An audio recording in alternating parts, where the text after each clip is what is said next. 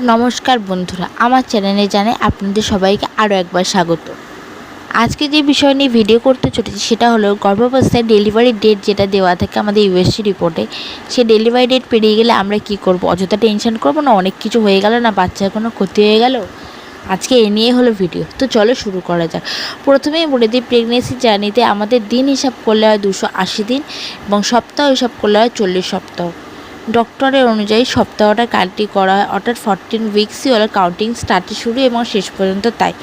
গর্ভাবস্থায় delivery date পেরিয়ে গেছে আশঙ্কা অবশ্যই মায়েদের ক্ষেত্রে হতেই থাকে যে আমাদের বেবির কি কোনো সমস্যা হলো, তা আমাদের এতদিনে কেন প্রসব বেদনা উঠছে না, কেন জল ভাঙছে না, কেন ব্লিডিং হচ্ছে না, সমস্যা হতেই পারে। তো চলো আজকে ভিডিওতে শুরু করি। প্রথমেই বলে দিই, ডেলিভারি ডেট পেরিয়ে যাওয়ার সাথে সাথে তোমরা একটা জিনিস কাউন্টিং সবার আগে শুরু করবে, সেটা হলো বেবি পেটের ভেতর অন্তত যেন 10 বার নড়ে। সেটা কিক করা থেকে শুরু করে, মুভমেন্ট থেকে শুরু করে, হেঁচকে তোলা থেকে শুরু করে, যাই করে যেন 10 বার করে। আর একটা কথা মাথায় রাখবেন যে ডেলিভারি ডেট পেরিয়ে যাওয়ার সাথে সাথে কিন্তু বাড়িতে একদমই বসে থাকবেন না। খুব পরিমাণে চেষ্টা করবেন যে আপনি যে ডক্টরের আন্ডারে ট্রিটমেন্ট করছে বা কোনো ডক্টর দেখাচ্ছেন, অবশ্যই ডক্টরের সাথে যোগাযোগ করুন।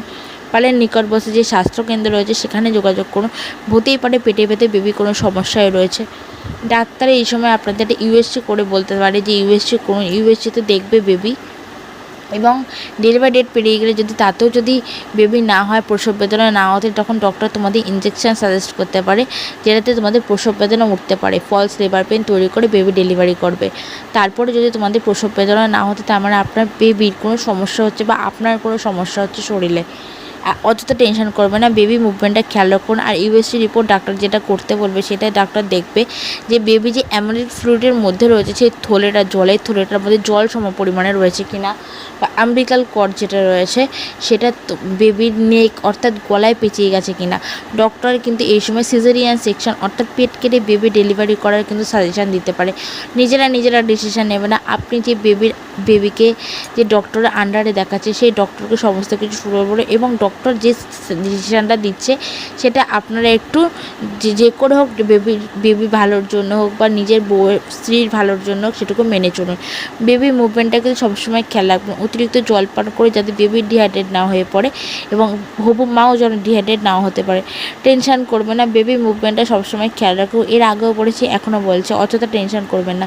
ডেলিভারির ডেট কিন্তু 1 সপ্তাহ আগে বা 1 সপ্তাহ পরে হতে পারে, কিন্তু 32 সপ্তাহ আগে যে বেবিগুলো হয়ে থাকে সেগুলো প্রিমেচিওর বেবি অর্থাৎ অপুষ্টিকর বেবি। কিন্তু 32 সপ্তাহ পর অর্থাৎ 40 সপ্তাহের মধ্যে যে বেবিগুলো হয়ে থাকে সেগুলো একদম নর্মাল বেবি হয়, কোনো অসুবিধা হয় না।